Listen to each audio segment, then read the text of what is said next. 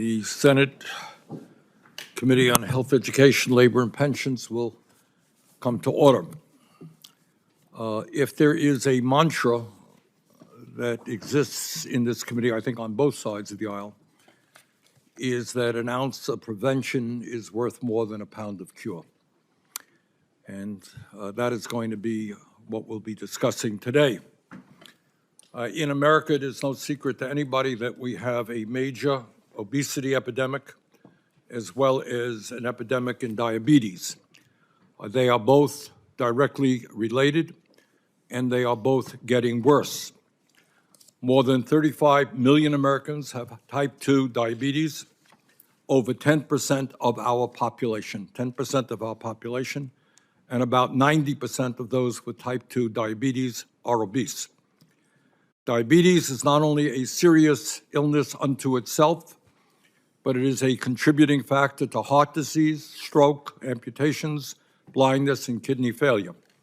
And the cost of treating these illnesses is staggering. According to the American Diabetes Association, the total cost of diabetes in the United States was nearly $413 billion. $413 billion, up 27% over the past 6 years. This amounts to about 10% of our total health care expenditures. That is an unbelievable and unsustainable amount of money. And when we talk about the type 2 diabetes epidemic and the huge increase in new cases, we must also talk about the epidemic of obesity in our country. Some 90% of people with type 2 diabetes are overweight or obese. These two epidemics go hand in hand. The time is long overdue for us to pose some very simple questions. And that is what this hearing is about today. How did it happen that, according to the CDC, the rate of childhood obesity in America has tripled since the 1970s and has gotten so bad that 1 out of every 5 children in our country is now obese? How has it happened that over 40% of adults in the United States today are obese? And in my view, the answers to these questions are not very complicated. For decades, Congress and the FDA have allowed large corporations to make huge profits by enticing children and adults to consume ultra-processed food and beverages loaded up with sugar, salt, and saturated fat. There is growing evidence, including testimony that we have heard right here in this committee, that these foods are deliberately designed to be addictive, similar to cigarettes and alcohol, and lead to a higher rate of type 2 diabetes. Shockingly, according to a study published in the British Medical Journal, ultra-processed foods make up an incredible 73% of our nation's food supply.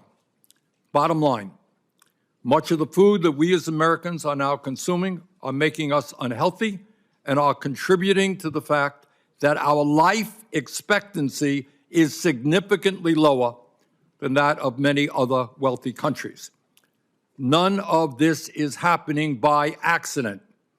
The food and beverage industry is spending $14 billion a year on advertising to push these unhealthy products onto the American consumer. Even worse, and really unacceptable, $2 billion of this money is spent to directly advertise these unhealthy products to our children in order to get them hooked on these foods at an early age. According to the Rudd Center for Food Policy and Obesity, children and teens view about 4,000 food and beverage ads on television each year, an average of 10 advertisements per day. Last year, for example, Coca-Cola spent $327 million on advertising in the United States alone, while it raked in more than $9.5 billion in profits. Not one of these ads will tell you that a 20-ounce bottle of Coke contains more than 15 teaspoons of sugar. 15 teaspoons of sugar, over twice the recommended daily limit for kids. Now, one of these ads will tell you that drinking 1 can of Coke a day could increase your chance of getting type 2 diabetes by up to 26%. Given this reality, which has been widely discussed by scientists and doctors for decades, this really is not new news. The question then arises, what has the Food and Drug Administration, the FDA, done to address these epidemics which have impacted the health of millions of Americans and cost us hundreds of billions of dollars each year? As far as I can tell, the answer is not much. Way back in 2010, the National Academy of Medicine recommended that the food and beverage industry be required to put nutrition labels on the front of their products that the American people could easily understand. That was in 2010. On June 13, 2023, the FDA announced that it would propose a rule to require the food and beverage industry to put nutrition labels on the front of their products no later than October of 2023. The FDA missed that deadline. On December 6, 2023, FDA announced that this proposed rule would be made public in June of 2024. The FDA missed that deadline. On July 5, 2024, the FDA announced that this proposed rule would be made public by October of 2024. The FDA missed that deadline. I have been told that on November 21st, 2024, after more than 14 years of inaction, the FDA finally sent this proposed rule to the Office of Management and Budget for their review, but it has still not been made public. That is unacceptable. In 2016, Chile implemented a law mandating warning labels on the front of unhealthy food and beverage products. After this law was implemented, calories consumed from these products went down by 24%. Similar labels were put into effect in Peru in 2019, in Israel and Mexico in 2020, in Uruguay in 2021, and in Brazil, Colombia, Argentina, and Venezuela from 2022 to 2024. Nearly 30 years ago, the FDA and Congress had the courage to take on a tobacco industry whose products killed over 400,000 Americans every year, including my father. And as a result of these actions, smoking rates among adults dropped from 43% in 1965 to 12% in 2023. Smoking rates among teens dropped even more significantly. That effort was a major success. Now is the time for us to seriously combat the type 2 diabetes and obesity epidemics in this country. In order to do that, we must have the courage to take on the greed of the food and beverage industry, which every day is undermining the health and well-being of our children. For starters, we need strong front-of-package food labels so that all consumers, especially children, can be warned as to which products are harmful to their health. Tobacco labels in the United States do not say high in tar, high in nicotine, high in carcinogens. They say cigarettes cause lung cancer, emphysema, and may complicate pregnancy. And let's be clear, not only must we put strong warning labels on unhealthy food and beverages, we must also ban junk food ads targeted to children. The National Institute of Health has estimated that if the United States banned fast food advertising marketed to children, we could cut the childhood obesity rate by 18%. This is not a radical idea. In the 1980s, Quebec banned junk food advertising to children under 13. Last summer, the World Health Organization called for countries to substantially reduce the marketing of junk food to children, and Norway announced that it would be banning all food and beverage advertisements to kids. Ireland, Portugal, South Korea, Spain, Taiwan, and several other major countries have either seriously restricted or banned junk food ads targeted to children. Not a radical idea. And finally, in my view, we have got to substantially, and this committee has dealt with this a whole lot, reduce the outrageously high prices of diabetes and weight loss drugs for Ozempic and Wegovy.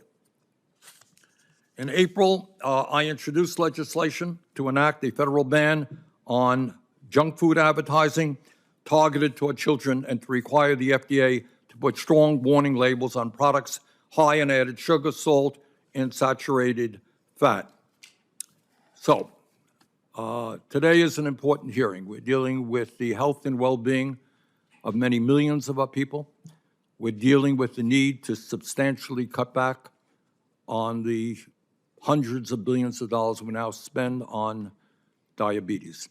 So we thank Dr. Califf and Mr. Jones for being with us. Senator Cassidy, the mic is yours. Thank you, Chair Sanders. Near 1 in 3 Americans live with obesity, including 14 million children. Nearly 1 in 10 have type 2 diabetes, one of many chronic diseases obesity is associated with, and obesity costs lives and results in $173 billion in healthcare spending per year. When Obamacare was passed, there was a McKinsey report that said that unless we address the burden of chronic disease, we'll never control healthcare costs, and obesity is one of those things that was listed as those drivers of chronic disease. All this says that we must have solutions for both obesity and for the complications of which we have spoken. A great place to start is the nation's food supply and the changes in Americans' diet over decades. According to the Annals of Internal Medicine, 37% of adults consume an unhealthy diet. Now, I'm pleased to say that reducing obesity, particularly among children, is bipartisan. The incoming Trump administration is indicating that combating obesity, promoting healthy foods, is a top priority. Many of President Trump's concerns around food transparency are echoed by Democratic colleagues, including Chair Sanders. In the new majority, I am excited to work with President Trump and colleagues on this dais to examine these issues, crafting policies to enhance the health of Americans. Today, we'll hear about the FDA's desire to implement a mandatory front-of-package label. Now, it's out of ordinary that we are holding a hearing before FDA has even released a formal proposal, but it's an important conversation. We must recognize, however, that food labeling reforms are not the end-all be-all, which is to say they are not a silver bullet solving the nation's health and obesity issues. The committee needs to look at all factors leading to obesity and how Congress can use its resources to promote a healthier lifestyle. This means examining FDA's role in reviewing the safety of chemicals and ingredients that go into our foods. It's important that FDA take a close look at existing review frameworks so foods are safe to consume. We also need to examine how Congress can better support robust scientific research on food ingredients, and I look forward to discussing this with FDA leadership. I also want to hear from FDA about the progress it has made in improving food safety duties. Under the Biden-Harris administration, FDA faced enormous challenges in regulating food safety, including the 2022 infant formula shortage, which severely impacted American families. These challenges led FDA to complete the largest reorganization in its history, and it's important that Congress provide oversight. Beyond FDA, we know that the National Institutes of Health, NIH, habitually underfunds nutrition and obesity research despite its overwhelming impact on the health of our country and impact on related medical conditions.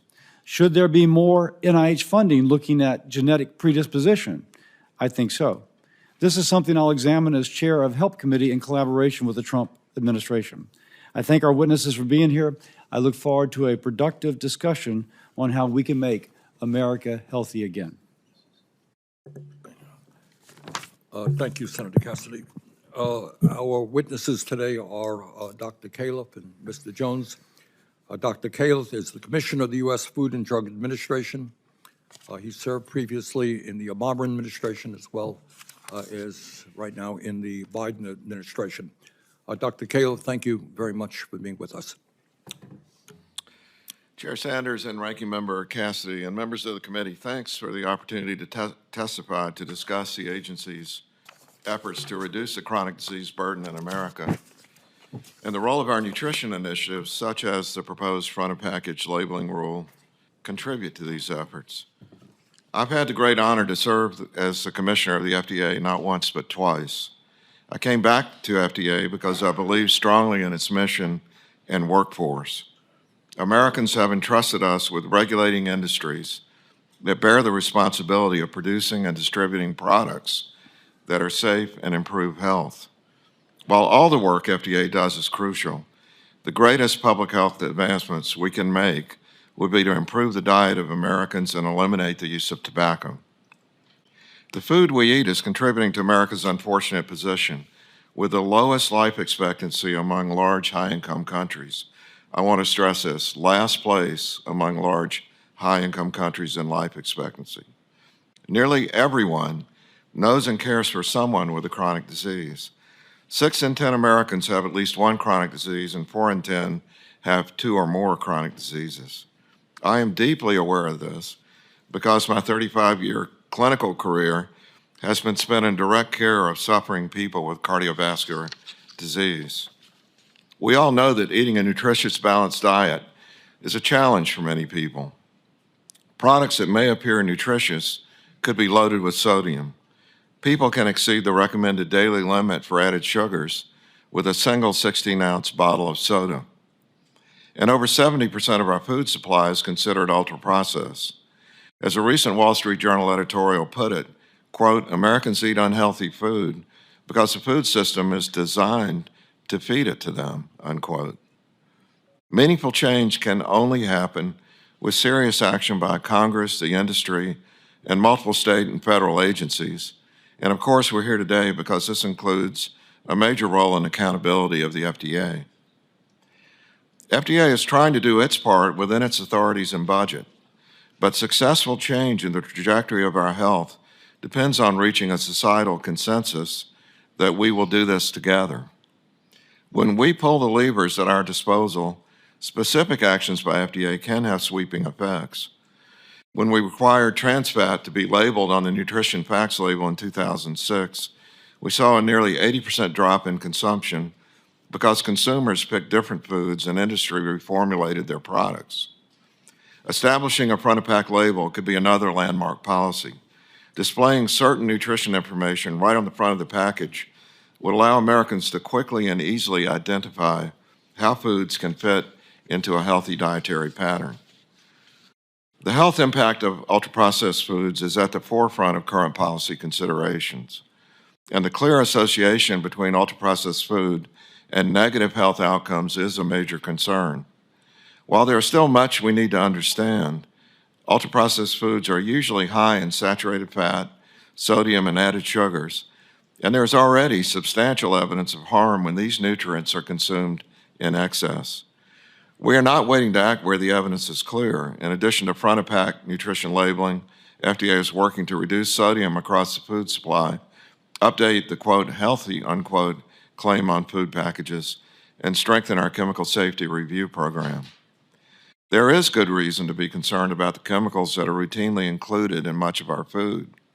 FDA has limited resources to deal with this issue, despite repeated requests for funding for much-needed additional experts to do the evaluations.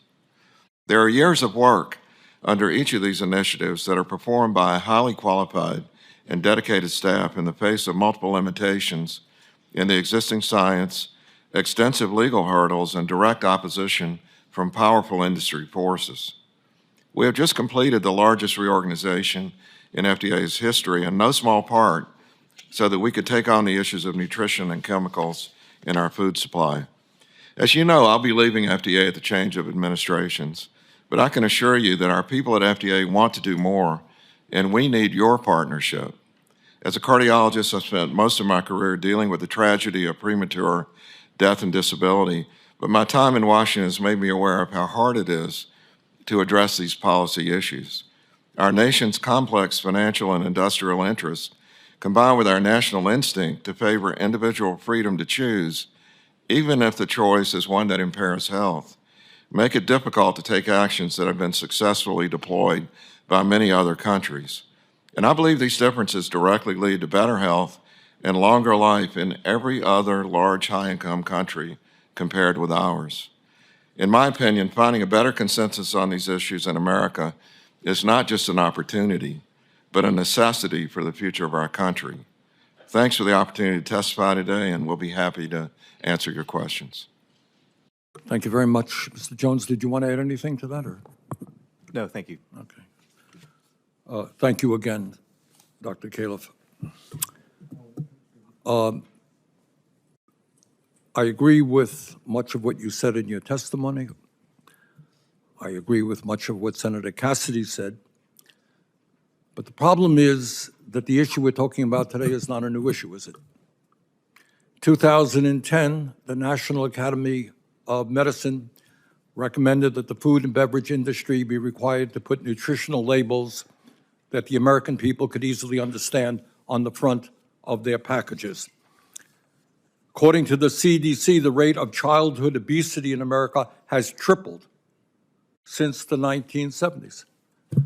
And from where I'm standing here, the FDA has not responded in any way with the urgency of the crisis. How long does it take to put a bloody label on a product? And by the way, we'll talk about that in a moment. I don't know if you're going to be telling us, after years and years of research and focus groups, what that label will look like. But the bottom line here is, I would like you to tell me why, when countries around the rest of the world with fewer resources than we do are able to put labels on their product warning parents about the dangers of those products to their kids, how come the most powerful and wealthiest nation in the world is unable to do that? Dr. Califf? With your permission, I'm leaving soon. I heard that. Not for this meeting, but from my job. So I'm going to provide editorial comments, and Mr. Jones can provide you a lot of facts. You asked, how long does it take? Let's talk about tobacco. We were instructed to do that many years ago. We have lost in court on that issue, and we're finally winning now, it looks like. But the point I want to make is, what sounds simple, given the current state of judicial affairs, First Amendment rights, the fact that corporations have the same rights as individuals, every little thing we do, unless specifically in detail instructed by Congress, Okay. It's not just that we lose in court, but we lose years when All that right, but happens. let me, again, I apologize for interrupting, but don't have endless amounts of time. I understand all that. But are you going to tell us with a straight face that you have come before this committee and the American people and say, hey, we have a major, major crisis. We are losing lives. We're spending huge amounts of money. People's limbs are being amputated. We have got to act. And have you pointed a finger at those people who are the cause of the problem? Have you had the courage to take on a very powerful food and beverage industry? You know, there are 15 teaspoons of sugar in this product. How many parents in America know this when they give it to their kids? Say, here, have a Coke, go out and play ball. Have you done your job, and your predecessors, not just you, have you done your job in alerting the American people to the danger and rallying members of Congress to stand up to the special interests who are causing these problems?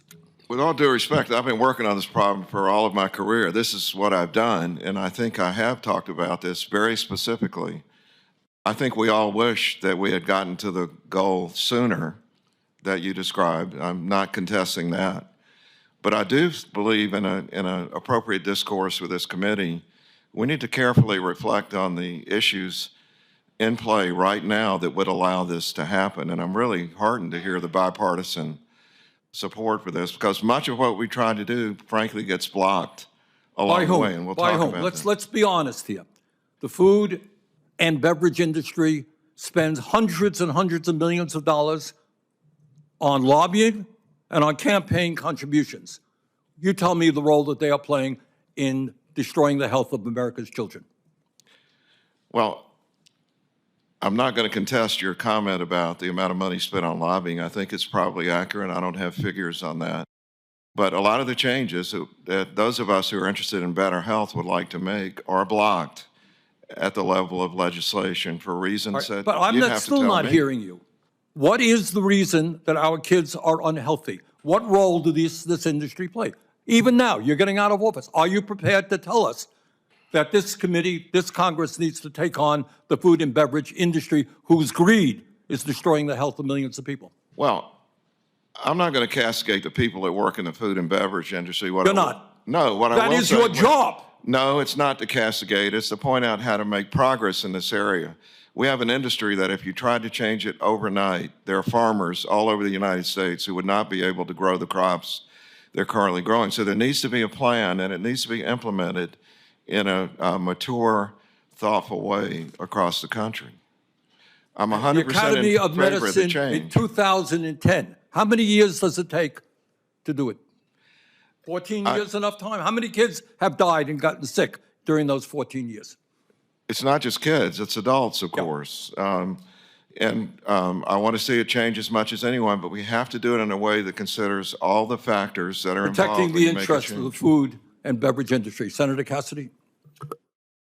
I will allow Senator Tuberville to go first. Thank you, Mr. Chairman. Thanks both for being here. We can obviously tell by all the young people in here, and even my two boys at home, they really got into this past election because of food safety and health, because most of our kids are a lot more into health and nutrition than we were growing up, and it's really gotten out of control. So I want to ask you about Red 3 and Red 40, both of you, and get your comments on this. It's not a conservative or a liberal standpoint. I think we all need to understand as a group about how we've gotten to this point. The FDA has a position that food coloring like 40 are safe for kids' ingestion. Do both of you stand behind that, Dr. Califf? I'm going to refer that to Mr. Jones. Okay. We have not evaluated Red 40 in over a decade. Over a decade Why? ago, We have not? We have not. At FDA, we have not evaluated the safety of Red 40 in over a decade. So over a decade, that was the conclusion that FDA made. But we have evaluated. We are in the process of evaluating Red 3, and you may want to comment on that. Well, right. let me say this. Red 3 has been known to cause cancer in cosmetics, but we still allow it to be put in our food. I don't understand that. Go ahead. So Red 3, we have a petition in front of us to revoke the authorization for it, and we are hopeful that within the next few weeks we will be acting on that petition, and a decision should be forthcoming. Tell us that process. How does that work? The timeline, if we know something's deadly for anybody that ingests it, how do we continue to just study that and not say, hey, enough's enough?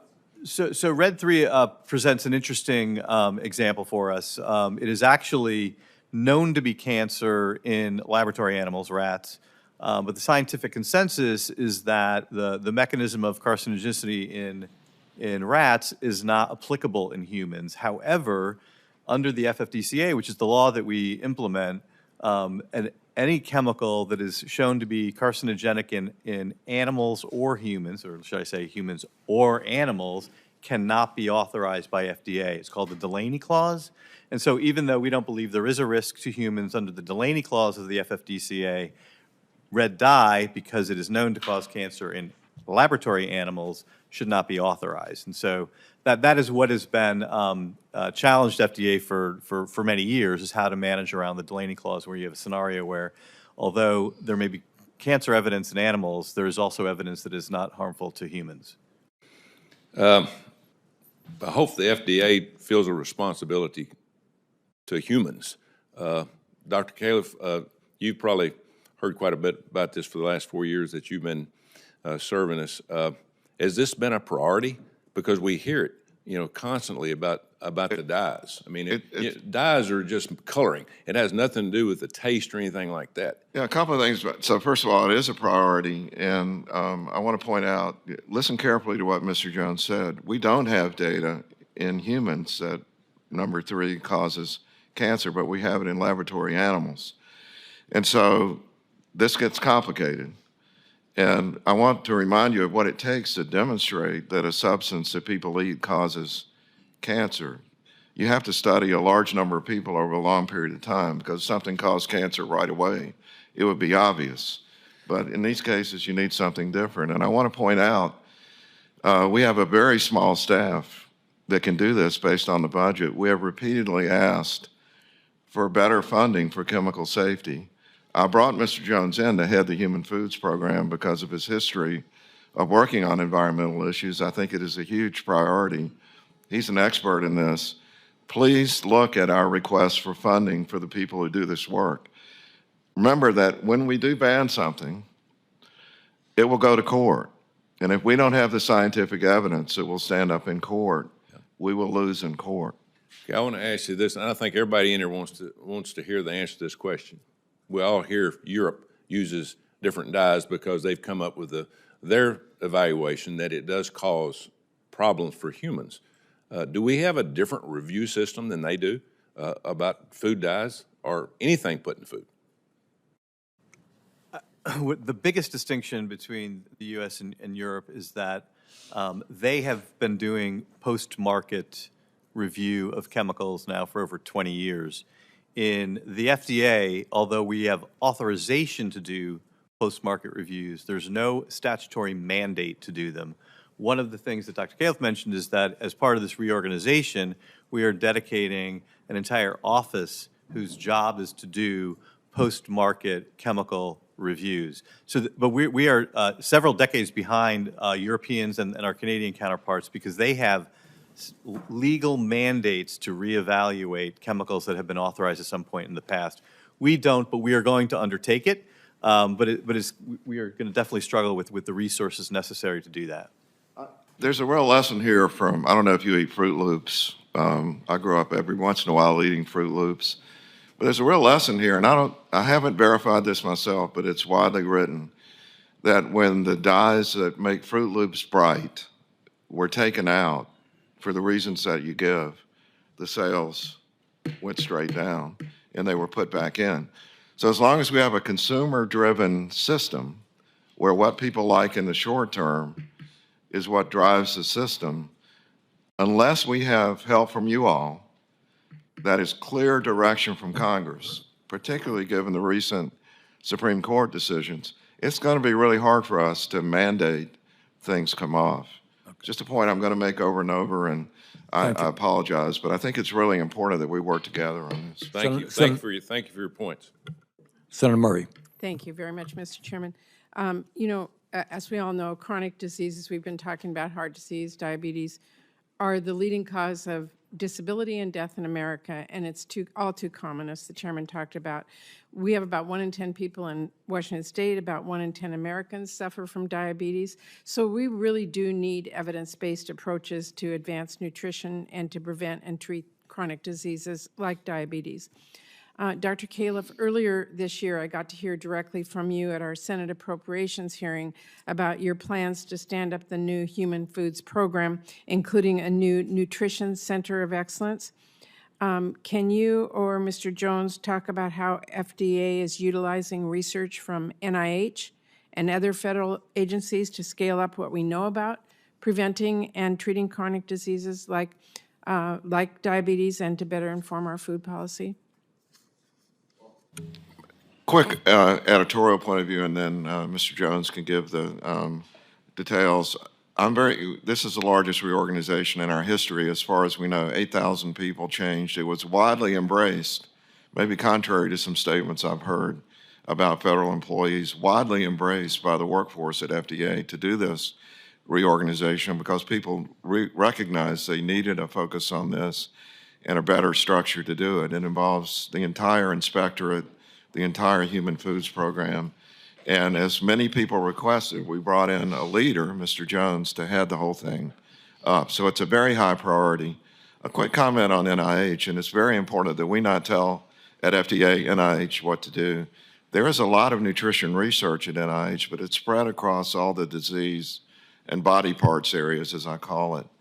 We very much need this sort of basic research on obesity per se as an element, and there's some tremendous research by particularly an investigator named Kevin Hall on ultra-processed foods, very important to us. But we're going to have a big meeting next month, or this month, I guess now, between FDA and NIH on the research agenda. So look forward to that. Mr. Jones. Thanks. And one of the reasons we established this as a nutrition center of excellence. Press it again. One of the reasons we established a nutrition center of excellence was because we realized that we were not going to have the kind of resources that ideally one would want. And so the center is going to work with other entities within the federal government, including NIH, but other entities in the federal government, in particular USDA, and as well as universities, to make sure that we are fully taking advantage of and collaborating around the research portfolio around nutrition across the country. We work very closely with NIH, and as Dr. Califf said, in 2 weeks we are co-hosting with them a research symposium that's going to be focusing on what does the research agenda for ultra-processed food need to look like. Okay, I also want to ask you, while you're here, about the modernization of the Cosmetics Regulation Act that we passed.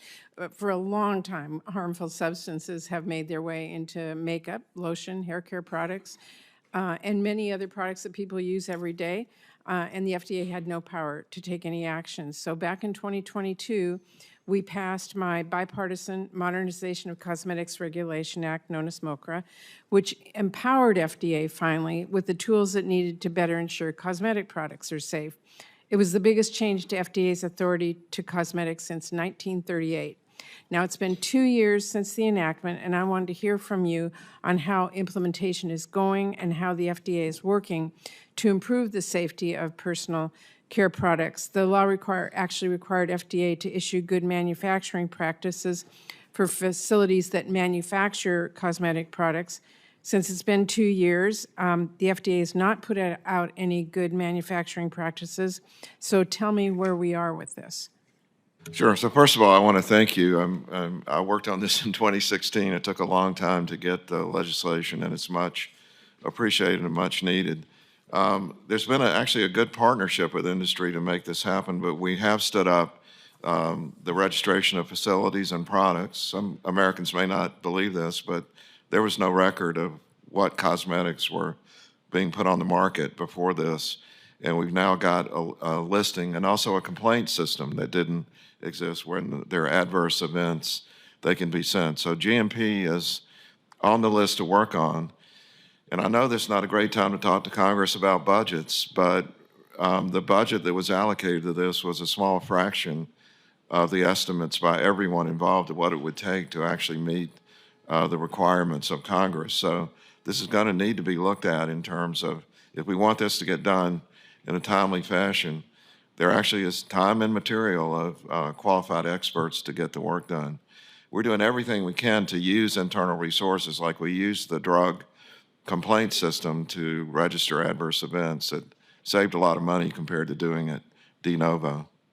Well, I'm out of time, but I just want to let the committee know I'm going to be following up on this, making sure that FDA is very aggressive implementing the law that we passed 2 years ago.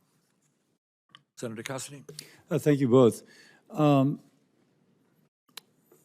First, Dr. Califf, I'm just going far afield from nutrition, but it's just so topical. Hurricane Helene has disrupted the production of saline fluid. I'm a physician. I hear from my local hospitals that there is down to a 1 to 2 week supply of saline and other IV fluids. You may tell me that you have to go back and research this, but I have a constituent who has a FDA-approved plant elsewhere in the Philippines, and I just mentioned him because I learned from him, but others have the same thing, and they cannot get an EUA to bring these products in. And indeed, they can't even hear from FDA as to why they can't get the EUA. It's always kind of like, we'll get back to you. Now, we need resilience, and it kind of reminds me of the delay in getting infant formula in. Are you prepared? And if you're not, I didn't prepare you for this question, but do you have any ability to comment on this? I'm a little bit prepared. Let me tell you, I'm hyper aware of this. With permission, I have a brother who has pancreatic cancer who was just in the hospital. I was there, and he got one of the 2 bags of IV fluid he was supposed to get because of the shortage, so I'm very aware of it. I will say that we have been opening up. In order to allow a foreign facility in, we have to make sure that it's going to be safe. No, but if it's FDA approved already, at least I'm told, Well, that seemed like that would be a... Well, we'd have to get back on the specific instance, but FDA approved for facilities could cover a wide range of possibilities of whether it's the actual product, how long ago was it, et cetera. So staff really have to make sure that when we import things that it's safe. Can I follow up with you afterwards? Yes, please do. Yeah, I'd appreciate that. Next, and I won't, if I interrupt you, it's not to be rude, but just to kind of get through some questions. One of FDA's primary responsibilities in food safety is inspecting. And I understand that FDA continues to struggle to conduct regular inspections at the pre-pandemic pace. At what point will we back, or what steps are you doing to get back to these more regular safety inspections? So, first of all, let me say, I mean, as you all know, the day I was confirmed was the day of the Abbott recall. That was my welcome back to the FDA. And it was immediately obvious that we had many, many good people working between the Human Foods Program and the Inspectorate who were in the wrong configuration. And this has led to this massive reorganization. A major part of the reorganization is to get more, we call them investigators, you would think of the term inspectors, out in the field and make sure that they are highly valued.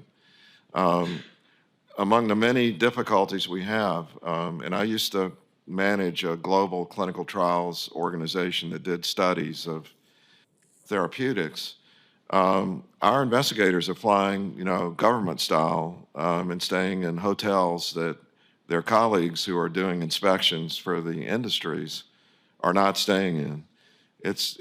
So we're really upgrading the status of the investigators so that when they arrive at a place, they're prepared and ready and building information systems. So very quickly, I know we're going to be short on time.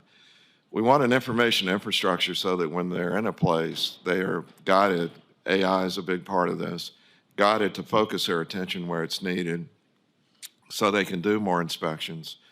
We're going to get into, I know later in this hearing, the state relationships. The states do a lot of inspections, and there's also intelligence from other countries that doesn't substitute for an FDA inspection, but can be very helpful. So we're working on every part of that to increase the reach and magnitude of inspections. Now, but it sometimes begs the question, because before these positive steps, you had a higher rate of inspection, and after these positive steps, you continue to have a lower rate of inspection. It begs the question of, like, are the steps positive? Well, we had a lot of loss of key people during the pandemic. It was not everything I've told you about the lives of the inspectorate, and then flying around in the pandemic, not exactly a choice job compared to other options. It really took dedicated, So if you look at people. your decline in investigator, inspector workforce, what % of decline have you had? I can't give you the exact number. We can get back to you, but I can tell you it's on the way. We were actually losing net people. But then let me ask you, We're 'cause now again, on a positive slope. limited with these time, changes. so to what degree can you attribute the loss of workforce to the decreased inspections? Is that the sole thing, or the? Well, during the pandemic, there were other factors, like we had to be able to No, get but into a now, place. post-pandemic. Now, I think it's just a matter of personnel and time allocated. Not, but I know we're working with your people on some details on this. So I'm just going to ask you, if you don't mind, then later, as a question for the record, provide us the metrics that you are using to judge the kind of progress of this. Is it all personnel? That's understandable. If it's still system-related, despite these changes in systems, that would be something for us to know.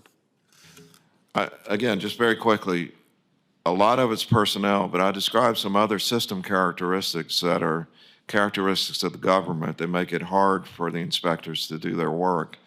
It's going to take us a while to fix those because these are government-wide policies. Okay, thank you. Senator Baldwin. Thank you, Mr. Chairman. And Dr. Califf, thank you for joining us today. It's critical that the FDA provides consumers with clear and accurate nutritional information at the grocery store by enforcing labeling standards and upholding the agency's own rules for standards of identity. For years, I have worked with farmers and dairy processors to address the misuse of terms like milk and butter on plant-based foods. In addition to introducing the Dairy Pride Act, I've repeatedly asked the agency to enforce labeling standards and even secured funding for the FDA to dedicate to this purpose. So I'm very disappointed by the lack of progress made at FDA. In 2023, the FDA published draft guidance that enables misleading product labels to remain on store shelves. The update merely provides voluntary guidance on nutritional labeling to plant-based processors, violating both FDA's rules for standards of identity and the Administrative Procedures Act. It's hard to believe that plant-based alternatives would willingly highlight the nutritional disadvantages of their products compared to real milk. So we're here today because of the health of American families and children is at risk due to insufficient nutrition. Studies consistently show that consumers mistakenly believe that plant-based alternatives are nutritionally equivalent or even superior to dairy products. And at the same time, the inappropriate substitution of non-dairy alternatives has been linked to a range of health issues in children and in infants. So understanding this, how does the FDA justify the voluntary approach outlined in the guidance? I guess it's only appropriate. This was our first conversation. I guess this will be our last on the same topic. And I'm going to ask Mr. Jones to give the details here. Our narratives are not exactly the same, as you know, but Mr. Jones? Sure. Thanks, Senator. So I'm here. There are two issues I think you're raising. One is using the term milk, and the other one is the nutritional equivalence, and I'll try to address both of them. So if a plant-based milk alternative is labeled as milk instead of, for example, soy milk, that would be a violation. That is not allowable. The law doesn't prohibit the term milk in the labeling of such products so long as the name itself is not misleading. And we have a fair amount of research, well, a compelling amount of research, that consumers are not misled. I'm sorry, Mr. Jones, can you talk? I'm sorry. not hearing you very. I'm sorry. Consumers are not misled by using terms such as soy milk or oat milk. They understand that it is not milk. They are purposefully seeking such products because they are not milk. So on the issue of using the term milk, you have to use it, you have to characterize what it is derived from. So it has to say soy milk or oat milk. You can't just say milk on such a label. As it relates to nutritional equivalence, the guidance that you described, we were taking comment on that. And we, as you pointed out, we said we encourage manufacturers of these products to identify that they are not nutritionally equivalent to a dairy product. We have gotten a fair amount of comment that that is not adequate. And then we are taking that comment under consideration. Ultimately, I can't say where we will land that issue, but the nutritional equivalence issue is very much on our radar, and as I said, we've gotten a fair amount of comment along the lines that you've described around nutritional equivalence. Well, it would be cleared up if they didn't use the term milk, right? But let me go on. We are also seeing a rise in the availability of cell-based, lab-grown products using dairy terms in stores. Does the FDA have a plan to ensure that these products are labeled in a clear way that avoids any additional consumer confusion in what's already a complex marketplace for dairy products and plant-based alternatives?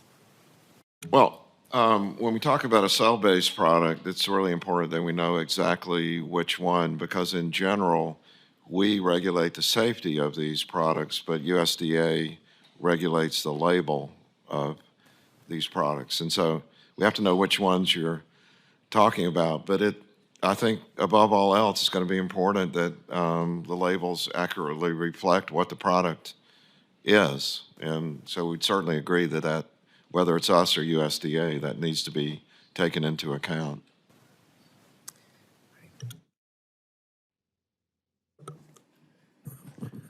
Senator Hickenlooper. Thank you, Mr. Chair. Thank both of you for your service. I was at a roundtable in Colorado a while ago, and throughout it, one of our constituents referred to Dr. Califf, which I thought was given the fact that he still has somewhat of an accent, I thought it would be an interesting way to magnify that.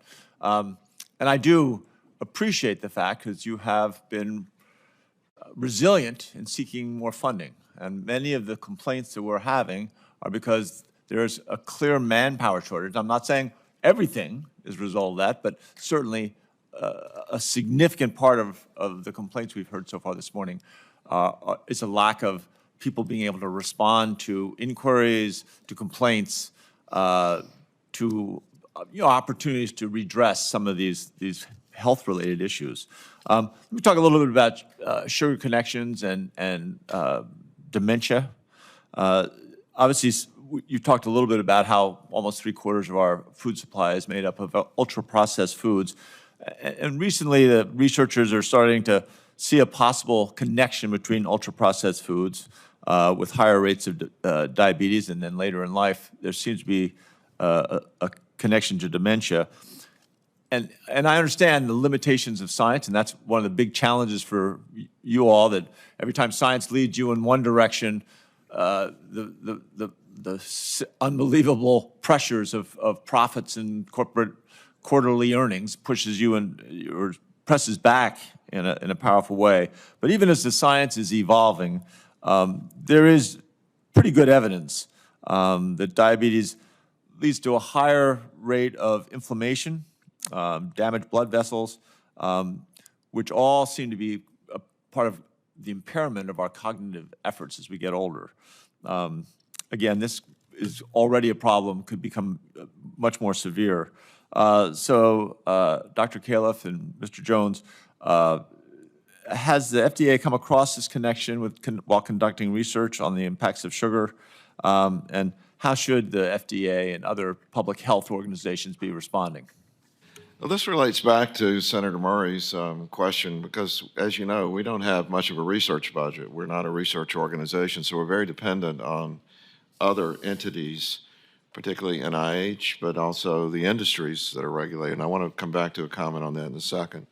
But there's no question. I mean, this is what I do for a living as a professional. I'm a cardiologist. I've been talking about this for 30 years, and the data is getting stronger and stronger. I happen to have 2 sons, as you know, that live in Colorado and 4 grandkids. You're in a state where it's in the culture to eat better. It's normal in Colorado to eat healthy food. I'm from South Carolina, so I feel like I can say this. It's not so much in the culture in South Carolina, and you see it in the difference. There's a report last month. We're now up to a 24-year difference in life expectancy, depending on where you live in the United States. Senator Cassidy's from Louisiana, no offense, but very similar to South Carolina in eating habits. And so the evidence is very clear that, and I don't think any experts disagree, there's some general things you should do. Exercise, eat less fat, sugar, and lower sodium. And as long as we're in an argument about whether the government should mandate things or whether people should have a choice, and that's not resolved, we're up to the culture of the place that you live. Now, one final comment about your question about research. One noticeable thing to me, and I readily admitted when I took the job I was not an expert in food. I've learned a lot in my 2 stints at FDA, but one really big difference is when the medical products industry does research, by law, if it's done on human beings, it is made public. Right. And we have access to it, and we look at the raw data and analyze it ourselves at the FDA. The food industry does massive amounts of research that we have no access to. And we don't know what they're doing. We don't know what's guiding their decisions. And it would be a lot better if the research that was done on human beings by the food industry was made public. We agree. I'm going to throw out another question. You have to answer quickly because I'm about out of time. But the University of Colorado Denver Diabetes Research Center runs a program to recruit young faculty into diabetes-related research. And it's estimated that, obviously, the number of type 2 diabetes patients is going to rise astronomically in the next 40 years, maybe 70%. How do we prioritize the research that, and as you say, the NIH is doing all these different pieces of research that are all disconnected, whereas we see diabetes or obesity really being a common connector. We had a hearing yesterday with the Global Down Syndrome Foundation looking at all the different places that we're not spending doing enough to interconnect all that research. Well, again, far be it from me to tell NIH how to allocate its research dollars, but I will point out diabetes is an interesting example because there's a National Institute of Diabetes, Digestive Disease, and Kidney Disease, NIDDK, which is very diabetes focused, and I feel like they do a very good job. The general issue of a 16-year-old who's obese and might develop diabetes later, and what to do about a normal human being who's not sick, doesn't have a disease yet, is a big issue that I think needs more attention. Thank you. Senator Murkowski? Can I just interject for a point of clarification? That 24-year difference you speak of is not entirely attributable to diet or to nutrition. It's many other things, for example, gunshot wounds. So just to make that point. Completely agree and much appreciated. And there's going to be a big presentation next month from the group in Seattle that generates all these statistics. I would really urge people to tune into that because it will cover all of the different intersection of all these issues that are creating these discrepancies. Senator Murkowski? Thank you, Mr. Chairman. Gentlemen, welcome. Dr. Califf, you probably know I'm going to be talking about genetically engineered salmon. You're not going to be disappointed here this morning, but before I go to that question, we're talking about access to healthier foods, and I know that we all recognize that in parts of rural America, certainly in places in my state, healthy food is hard to come by, it's expensive, and it is just a real challenge to make sure that people are getting the good, healthy, nutritious diet that they need. They've got subsistence food that are greatly helpful, but when you have a 24-pack of Costco water costing $99, I've got the picture on my phone, in the community of Gallivan, I think it was, $99 for water in a community that lacks just good, solid, safe drinking water. So this contributes to, you got to get your liquids from somewhere else, and when it's cheaper to drink pop, or you call it soda, I call it sugar water, we know what we're going to see, and we're going to see those health outcomes in those kids and in those families. So that is something that I think we need to do a better job in addressing, is how we're making sure that in rural areas our kids and our families are not subjected to these food deserts or healthy food deserts. Talking about GE salmon, and I have to take you back to the food labeling because this was what we had required. We wanted to make sure that there was labeling of genetic engineered salmon that was unambiguous in its labeling. We have this focus group that effectively comes back. This is last year, and it concluded that most focus groups participants struggled to grasp the scientific language used by the FDA. So you go back to the language. And for those of you who have no clue what genetically engineered salmon is, let me ask you if this makes sense to you. When the fact sheet is out there about how GE salmon is different from other fish, it says, GE salmon has been genetically engineered to reach a growth marker important to the aquaculture industry more rapidly than its non-GE farmed raised Atlantic salmon counterpart. It does so because it contains an rDNA construct that is composed of the growth hormone gene from a Chinook salmon under the control of a promoter, a sequence of DNA that turns on the expression of a gene from another type of a fish called an ocean pout. What is that all about? Nobody knows. So the question then, they say, well, it sounds a little bit concerning. It sounds not normal. And so what we have tried to do is make clear that if the FDA is going to allow the sale of this genetically engineered salmon, that there is clear labeling requirements to differentiate between wild-caught and GE salmon. Do you think we're there yet, Dr. Califf? With the clear, unambiguous? First of all, just a quick comment on your first statement.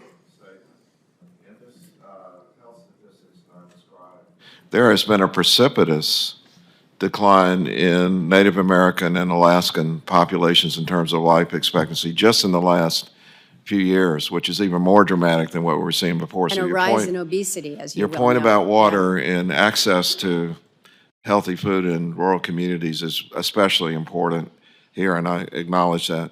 On the labeling, it would sure be better if we could come up with words that people can understand. I do take exception. You said no one understands it. What was described in that label actually is scientifically accurate, and everything that's in the label is part of normal machinery in every living organism. I But get what that. could a consumer Yeah. do with it? Your point is Yeah. well taken. And if I'm a consumer in the grocery store, that to me means nothing. Let me ask quickly about another concern. You've heard me talk about GE salmon for a long time, but now I'm concerned about cell-cultured seafood grown in a lab. This is, we've got Frankenfish over here, now we've got Petri fish. I know some companies are pursuing FDA approval for the cell-cultured, but I'm curious about FDA's position about the future of cell-cultured proteins and how lessons that we've learned about the confusion surrounding GE salmon can be applied here. So if either of you care to comment to that. I'll make a quick comment, and then I'd be very interested in what Mr. Jones has to say about this. You and I probably we do have a difference of view. Our climate is changing. We're seeing radical changes in growth patterns. Just an example right now is the pulp in oranges is a problem because of the climate changes in Florida, and we're going to need to take some action on that to fix it. So I think exploring and learning about approaches to creating food which is resilient to these kinds of changes and a global population which is going to be in dire need of nutrition is a very important thing to do. Now, we've learned a lot about how to scientifically assess and deal with the manufacturing process. And so I think we're going to get better and better at it. I don't know where it's going to end up, but I would love to have a food system that gave nutritious food at a low cost to everyone in the U.S. for sure, but just as importantly, ultimately, to global populations who are going to be driven out of their homes by the rising tides and the heat waves that we're now seeing around the world. Well, and my time has expired, but I will just say to that point, a fish as a living species out there is different than an orange on a tree. And when these genetically engineered species get into the wild stocks and mix with them, then you have native people, those who rely on our wild harvests that have their fisheries jeopardized as well. I can testify that you know a lot more about this than I do. You caught the bigger salmon when I went salmon fishing with you. Bingo. You're invited back. Senator Kane. Thank you, Mr. Chair. Dr. Califf, in your verbal presentation at the beginning of this hearing, you concluded by saying, there's some challenges if the U.S. were able to do things that other nations do in the area of ultra-processed foods, either because they have a different legal climate or they have different views about individual freedoms, then we might have more success in battling this. And I was intrigued by that, though that was not the questions I was going to ask you, but since you were referring to some things that other nations do, I thought I would just ask you, what are some strategies that are being pursued by other nations that are successful? Yeah, so I actually think this is, for so much of the things that have frustrated me at the FDA, this is the core issue. We have a unique stubbornness of individualism in the U.S., which is phenomenally great in many ways. But when it comes to public health, it's a real problem because other countries know that we're interdependent when it comes to public health. That is, if you present, and I'll just use my experience at Google where I worked. But I really want to get to specifics, too. Okay, so here's the example. If you want to influence someone's behavior to eat healthy food, you don't present them with a chart with a bunch of numbers on it. You show them a picture of a graphic image that has an emotional impact. That's what the advertising on the other side is doing. Fruit Loops does not show commercials of one Fruit Loop with all the constituents of the Fruit Loop. It shows beautiful pictures of Fruit Loops and nice people eating them with an emotional impact. We're not allowed to do that, and even in some of our more recent dealings, we have been instructed that at the FDA, we just provide information. The one case that's an exception was tobacco, where we were instructed to do it, and we still lost in court the first time. It set us back 5 years. And so much of this has to do with the environment that people are living in. I mentioned I am Colorado prone because of my family. People in Colorado are not as obese as the rest of the country, and they exercise more. So if you're in that environment, you're going to be more likely to behave that way. That, I think, is key. Have other nations already embraced front of package labeling of the in the way Absolutely. that FDA is trying And to not do? just labeling, but warning signs. Yeah, warning signs. How about, here's one that I know is controversial, but I've heard arguments on both sides. How about programs like SNAP benefits? A lot of SNAP benefits are used for very unhealthy foods. Do other nations that have supplemental food programs like SNAP benefits? I can't honestly say I know about exactly what the other nations do here, but I know that this is a USDA program, as you well know. It's vitally important. We have so many children in the U.S. who can't afford their own, their parents can't afford their own diet. And I know there was a battle over this issue last time around. It would be one of the most important things, I think, that could be done. Here, the U.S. government has the purchasing power. So why not purchase healthy food? There are lot of programs sense. that do incentives for the purchase of healthy foods, but there's also some evidence to suggest that even in the same neighborhood, families that use SNAP benefits versus those who don't, the SNAP benefit purchases are generally less healthy than those who don't use SNAP benefits. Again, and I hope I get asked about the weight loss drugs. I know we need to move on here. All right, I'm but- going to ask you about that, since I have a minute 21 left. Okay. What's going on here is that the food industry has figured out that there's a combination of sweet, carbohydrate, and salt that goes to our brains and is very, I think it's addictive. Now, that's my opinion.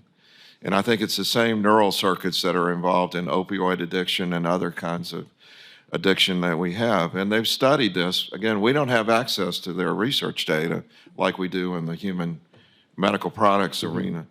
And so if you're a person without much financial means and you're walking into a grocery store and the inexpensive ultra-processed food is half the cost of the fruits and vegetables, and it's carefully configured to really hit that brain. The way to think about this, have you ever tried to eat one potato chip? It's almost impossible. So there's a reason for this. And there's a lot more research that needs to be done because we couldn't uncover the addiction circuits until the GLP-1s came along, because what they're doing is actually interfering with this circuit between the gut and the brain that tells you eat more. And there are actually 3 or 4 pathways involved here that are really fascinating that we're going to learn a lot more about. But here's a way to think about it. The food is probably addictive. And again, engineered to be addictive. This is not an FDA policy. This is my opinion, having looked at it. Thank you. Thanks, Mr. Chair. Let me just take a moment before Senator Braun goes. You just said the most important point of the hearing. You said that the food industry is producing products which are unhealthy and addictive. And the question, of course, is that's exactly what's going on. What the hell have we done about it over the last 15 years? Senator Braun. Thank you, Mr. Chairman. I would agree with that 100%. The whole system, and I've been on this committee all 6 years, it's the one thing I'll miss in the U.S. Senate because it's the most important discussion is our well-being. And it's built upon no attention to wellness and prevention and expensive remediation. And it's evolved that way over the last 20 to 30 years, and the FDA happens to be at the most visible point of where you got to intercede. Is it worth it to keep pushing expensive drugs when we give no attention to wellness and prevention? I want to give you a little quick, I've done it several times on this platform. 16 years ago, when I was sick and tired of hearing how lucky I was, my premiums are only going up 5 to 10% each year, had 300 employees at the time. It's now 5 times that many employees. Imagine of the geometric cost of healthcare. When I said enough is enough, we built a system on prevention and wellness, created healthcare consumers out of my employees and cut costs by way over 50%. Anyone in the audience not had a premium increase in the last 16 years on your health plan? May want to put an application into the company I used to run. That is how much you can get done if we get off the paradigm of where we've let huge corporations, food industry, especially the remediation business, which is driven by big corporate hospitals and insurance companies, keep driving the dynamic. When I gave my employees a free biometric screening, we cut diabetes off before it was going to become symptomatic. Any of the blood serum indicators that play into heart disease, you're catching it before it happens. Why are we still in a system that has nothing to do with an ounce of prevention being worth a pound of cure, and you happen to be in the agency that has to deal with it all the time in terms of what the new modality is that's going to keep treating expensive remediation? Where do we turn the tide to where we make your agency less relevant because you don't have to do as much of it because we're preventing it rather than trying to remediate it? I just want to tell you how much I appreciate the way you framed that, because I was going to bring up, you said we're at the forefront. My favorite article of all time in the medical literature in the New England Journal of Medicine from Alistair Wood is entitled "Playing Kick the FDA, Risk-Free to Players, but Hazardous to Public Health." And it relates exactly, I urge you all to read it. It's a 14-year-old article, but it relates to what you said. And you've missed a lot of this discussion, but this is a systemic problem that does need to be addressed. And it would actually be great. I'm on record, I've been quoted on this. I've had this nightmare that I was head of this agency that my great-grandkids read about called the FDA, where a society let people gain essentially a pound of weight every year. And then to fix it, they invented a drug at $20,000 a year to try to deal with it. And that would be a very bad legacy to leave behind. So I hope this will be fixed.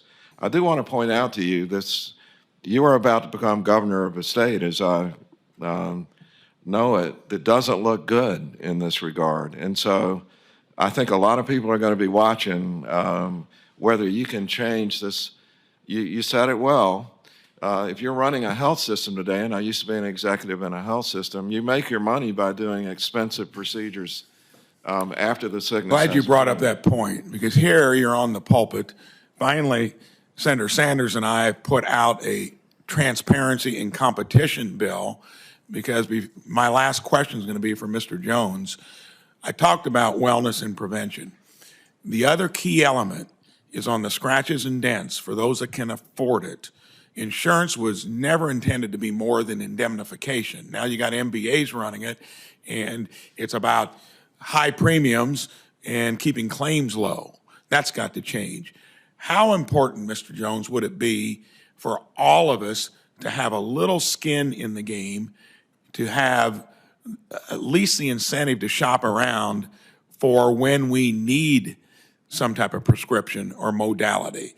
And do you think that the way we've evolved to where it's been an atrophied healthcare consumer that wants immediate results and wants either the government or their employer to pay for it, how much importance is it going to be to where there's a little skin in the game on the part of all of us when it comes at least to healthcare maintenance on the minor level?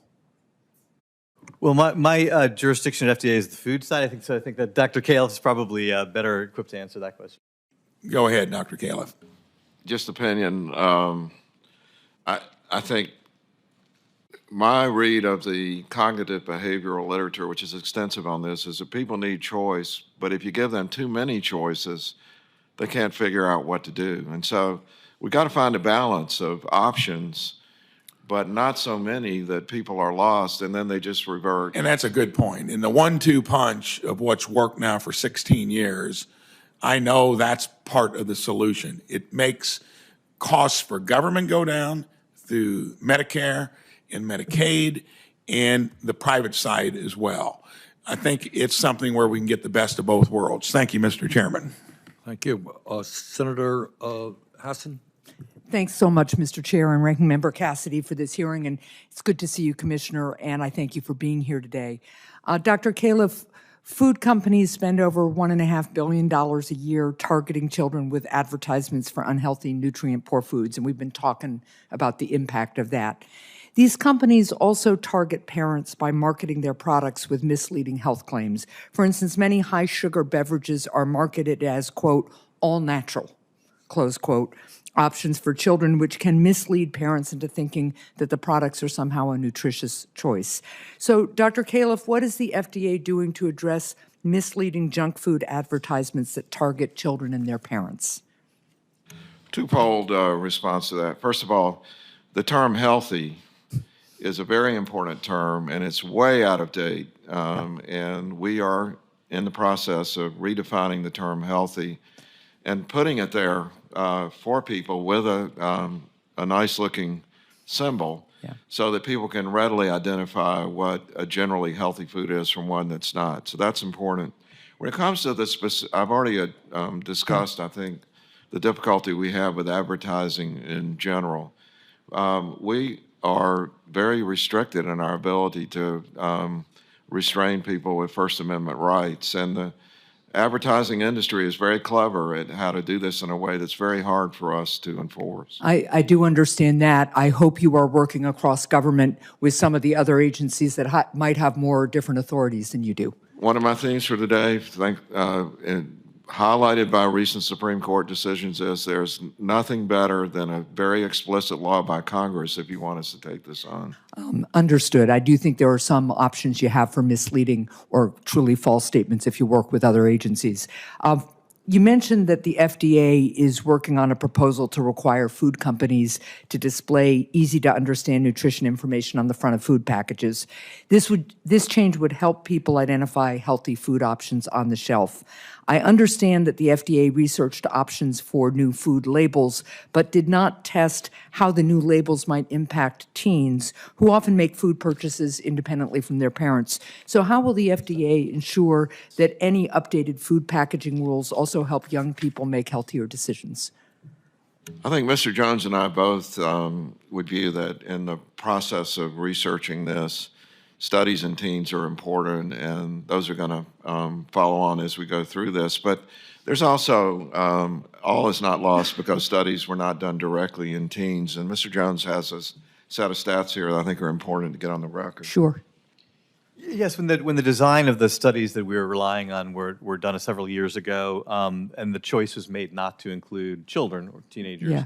The basis for that were a couple-fold. One was the literature indicates that the most influential factor in children's diet are parental behaviors. Yeah. And reinforced by that was that about 4.26% of all sources of food for children 12 to 17 are convenience store foods, Right. which is basically where they're going to access when they're doing the shopping. Right. And so the combination of the two led the agency to choose not to include teens in the sampling that we did. Okay. Since I'm leaving, I'm okay to say this. If we had a bigger budget, we would have studied a lot more things. No, that is helpful feedback, to be sure, and I appreciate the work that you have done. Dr. Califf, one more issue. You and I have talked about this before, and I have stated here before that the FDA played a role in fueling the opioid epidemic that we have today, and that the FDA still has much work to do to ensure that something like the opioid epidemic never happens again. So I want to focus on a drug labeling issue that we've discussed. For years, the FDA permitted opioid labels to claim that opioids were safe and effective for long-term pain management, despite evidence showing the grave danger of these opioids. Over the last several years, I've called repeatedly upon the FDA to remove these baseless claims from the opioid labels. Last year, the FDA finally released new labeling rules for opioids, which will help doctors and patients alike understand the risk of opioid addiction. 1 year later, have all the manufacturers complied with the new rule and updated their labels? I'll have to get back to you on whether it's all, but we're 100% sure that great progress is being made. But I'll have to get back because I don't have the specifics on that. This is very important. I also want to mention I was very much in favor of comparative effectiveness requirements for opioids before a new one could get on the market, but we lost that with the Congress. Yeah. And so it's one of my theme today is we need to work together. Yeah, we do indeed, but we also need to make sure that all of you have the ability and protections to exercise your scientific judgment effectively. Thank you, Mr. Chair. Senator Budd. Thank you, Chairman. Again, thank you all both for being here. In November, the American people, they made their voices heard. They want to restore trust in agencies like the FDA and make it easier for Americans to live a long and healthy life. The guiding principle of the FDA should be to provide the public with clear information so that individuals can make informed choices for their own health.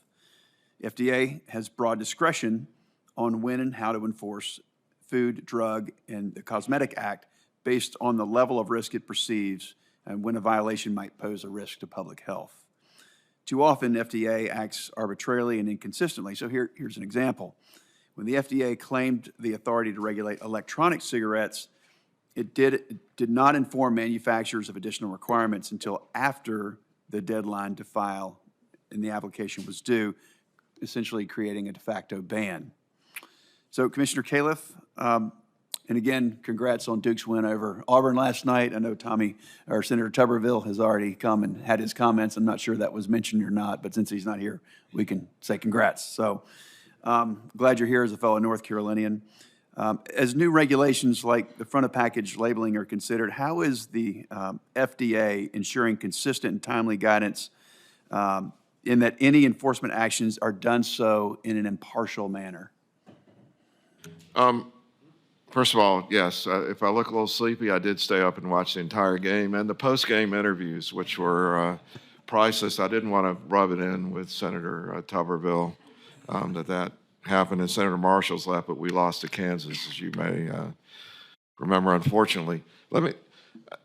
Senator Budd, you just actually articulated something that we've been discussing throughout this whole hearing, and your view of the right of the individual to make decisions with information from a federal agency versus the view that when something is unhealthy, there should be an effort to actually change behavior towards a healthier state. And that's not a decision for FDA to make. We operate within the law. We're more like a referee where the laws are written by you all.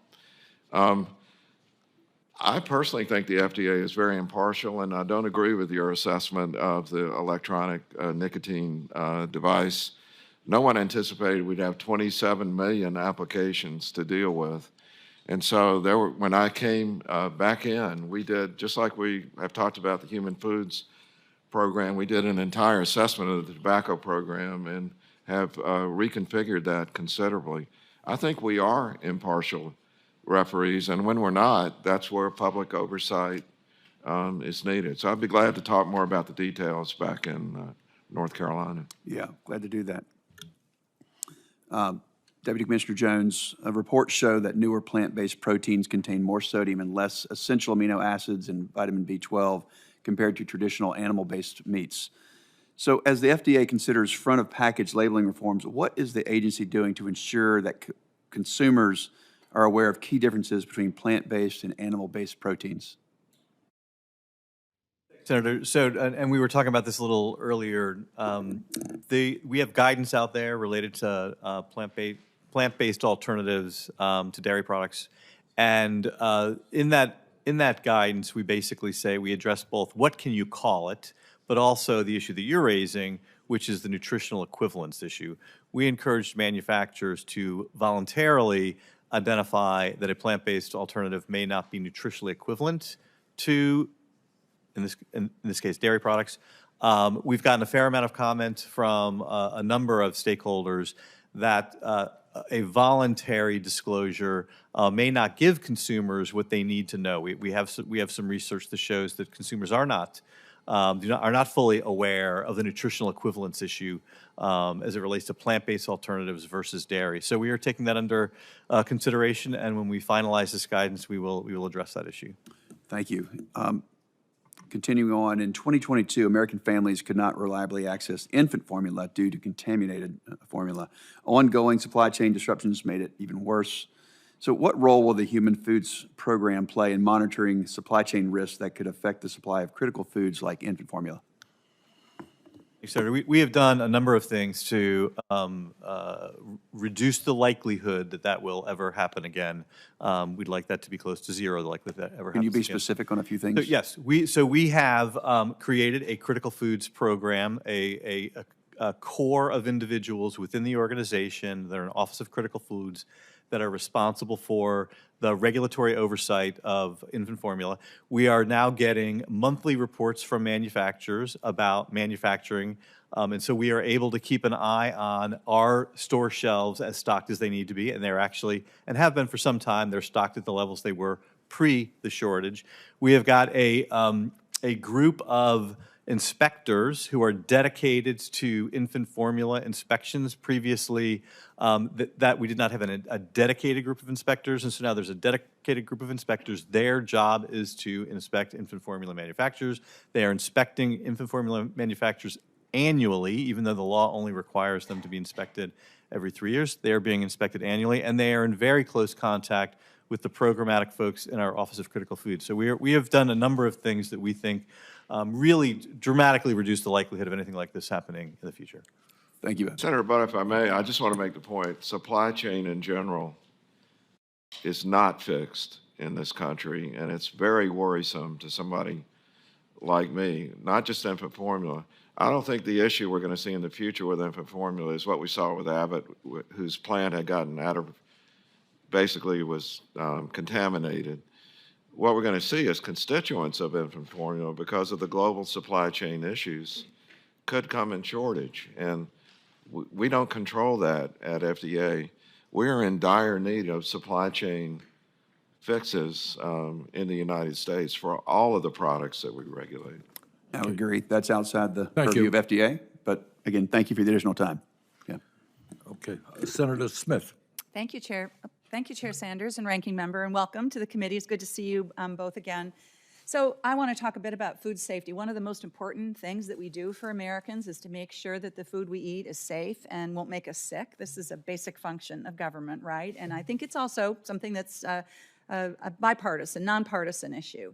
But so here's the thing, of course, the work of making sure that the food supply is safe, that often happens at the state level by state employees who are doing the inspecting. And in Minnesota, that's the food inspectors at the Department of Agriculture who conduct over 13,000 inspections a year.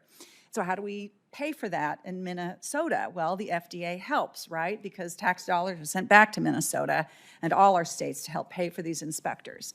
So here's the challenge. Minnesota's Commissioner of Agriculture, Tom Peterson, wrote me last month raising concerns about proposed FDA cuts to state and local food safety programs. And I've been told that this is going to be a big deal for Minnesota, and I'm sure Minnesota is not alone.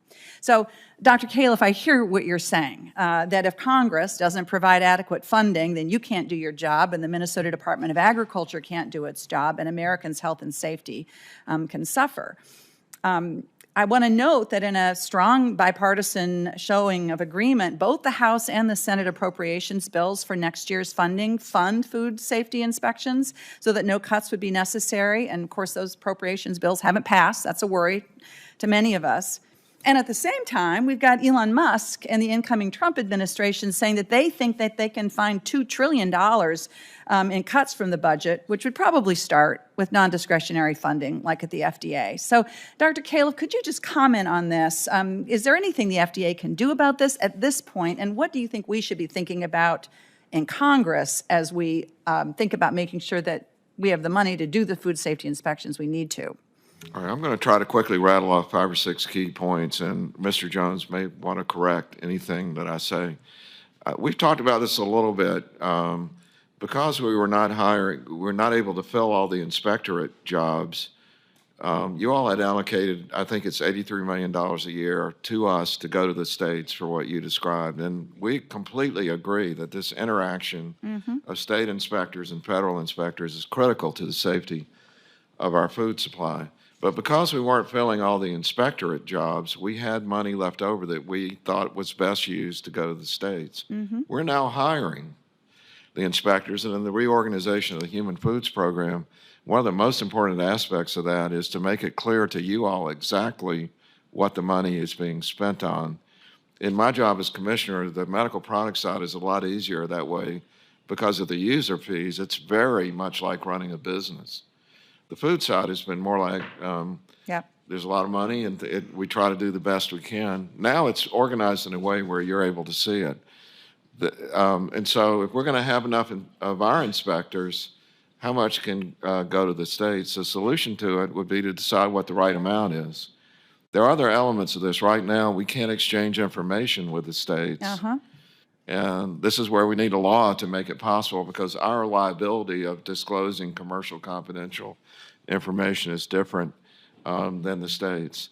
Fortunately, now with a single leader of the program, this allocation of money, I think, can be done more rationally. You may want to correct anything I said there. No, I think that's well stated. Thank you. Well, I appreciate that. And I think my general point is that if we want to have safe food in this country that doesn't make people sick, then we need to make sure that we're keeping track of the inspections we need to do. But you raise another point that I want to touch on briefly, which is that, I think it would be a surprise to a lot of Americans that if the FDA has information through a voluntary recall about a product out there that's been contaminated, let's take, for example, the applesauce contaminated with chromium and lead, that you're barred from sharing that information.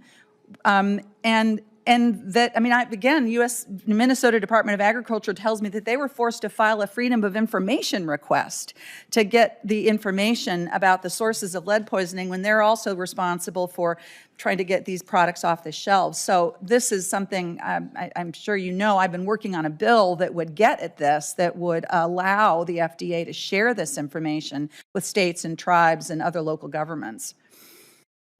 Please hurry up. I also want to point out, this is not just about food inspections. And again, I'll be leaving January 20th, so I can say what I want to say. This is your chance to speak truth to the somewhat powerful. I think commercial confidential information in the U.S. is also one of the keys to the problems we have with supply chains. There is no reason on earth that I know of why companies should be able to hide information. Who are we protecting when they are protected from? I was on a National Academies of Medicine committee right before I was nominated, as you may remember, for the second time. We had the industries in. They could not explain to us any good reason. And other industries came in and said, when we're auto parts, everybody knows exactly where the supplies are coming from. We don't have that. And every time we go to you all to try to get a law passed, something happens that Senator Sanders may have referred to, and somehow it doesn't get into the law. So I'm really appealing to you to look carefully at what's called commercial confidential, and particularly as it relates to supply chains and inspections as two areas where it would help a lot. Thank you very much. Thank you, Mr. Chairman, very much, and to all the Duke basketball fans here tonight, this morning. I just want to say you're welcome. We were glad to send Cooper Flagg down from New England down to Duke to get his postgraduate basketball training, but his mother started popping in Larry Bird videos at age 6, just so you all know. But you're welcome. Glad to send down the best college basketball player in America from New England.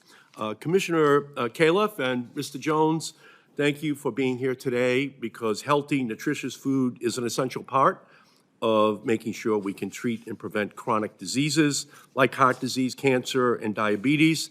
And I've been proud to work with my colleagues, including Senator Marshall, on supporting access to healthy foods as a means of treating chronic disease.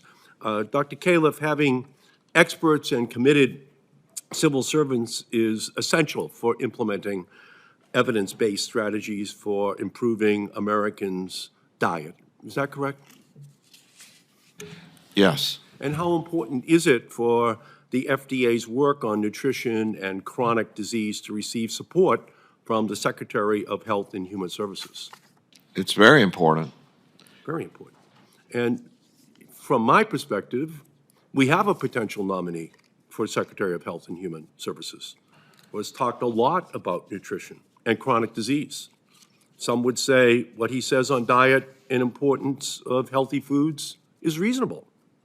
However, one reasonable opinion does not qualify someone to run the United States Department of Health and Human Services.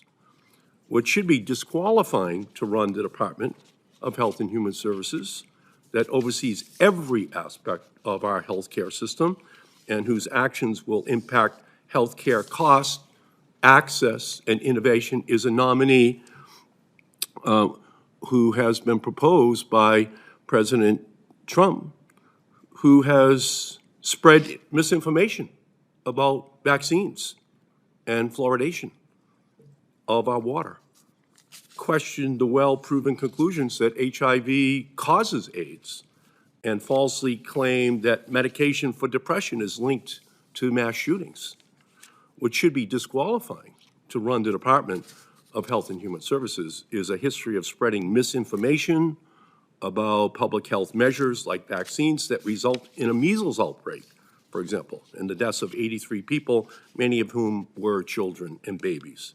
If we are serious about addressing chronic disease, if we are serious about closing gaps in healthcare access and moving towards a healthier America, the Senate should only confirm nominees to serve in the Department of Health and Human Services who are prepared, qualified, and serious about the responsibility of their roles.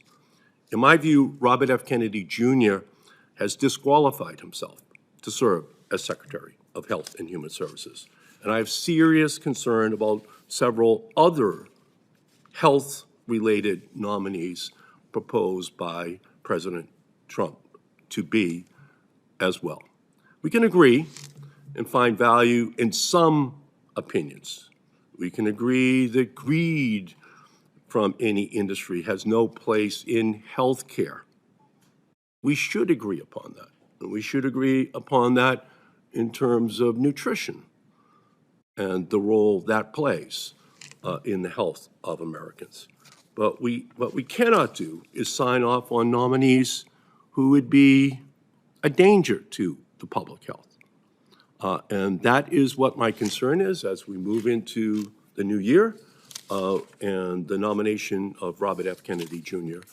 raises all of those questions, which the next Congress is going to have to deal with. So let me with that, Mr. Chairman, yield back. Thank you very much. Let me kind of summarize my sense of where we are.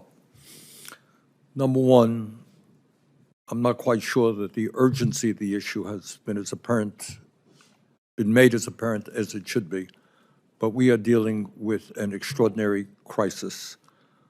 When 1 out of 5 of our kids is obese, when millions of people are struggling with diabetes, when we spend, according to the American Diabetes Association, over $400 billion a year treating diabetes and other related illnesses, we have a major crisis. Dr. Califf mentioned a few moments ago, and I hope you correct me if I'm misstating the essence of what you said. You said in so many words that the food industry is designing products, designing food that is unhealthy and addictive. You suggested that these foods impact the brain the way that opioids do. Is that a fair paraphrasing of what you said? I would say it a bit differently. The general concepts are in play. The word addiction is a very You used the technical word addiction, did you not? I used it with several other words around it that said it was just my opinion, not the view of the FDA as a policy. because there's a lot of work that needs to be done to nail that down. All right, but we have had witnesses here who have said exactly that in a previous hearing. So there is serious There's opinion. no doubt that when you eat this ultra-processed food, you want to eat more of it, which, whether that's addiction or not is. Sounds to me like it's an addiction. And that's something that is intentionally being done by an industry which spends huge amounts of money, as you've indicated, advertising those products to children, correct? Advertising is powerful. I've had personal experience with it. All right. So the issue is not complicated. You have an industry that makes huge profits by making our children sick and causing taxpayers to spend huge amounts of money. The question is whether or not the United States Congress will have the courage to take on the lobbyists who surround Capitol Hill, representing the interest of the food industry, whether they'll have the courage to stand up to the campaign contributions from the industry that come flooding into our campaigns. But I would hope that for the sake of our country, and the point that you made, very important point, our life expectancy in the richest country on earth is lower than every other major industrialized country. Is that correct? And the point you made about some states, I would put it in a different way, and that is working class people have life expectancies between 5 and 10 years shorter than upper income people. Is that true? Yes. Education and wealth are two of the biggest factors in these differences. So this is an issue that we have got to get a handle on, and it will require courage to stand up to some very powerful special interest. I hope the Congress is prepared to do that. That is the end of our hearing today, and I want to thank all of our witnesses for their participation. For any senators who wish to ask additional questions for the record will be due in 10 business days, December 19th by 5 p.m. I ask unanimous consent to enter Senator Casey's remarks into the record. The committee stands adjourned.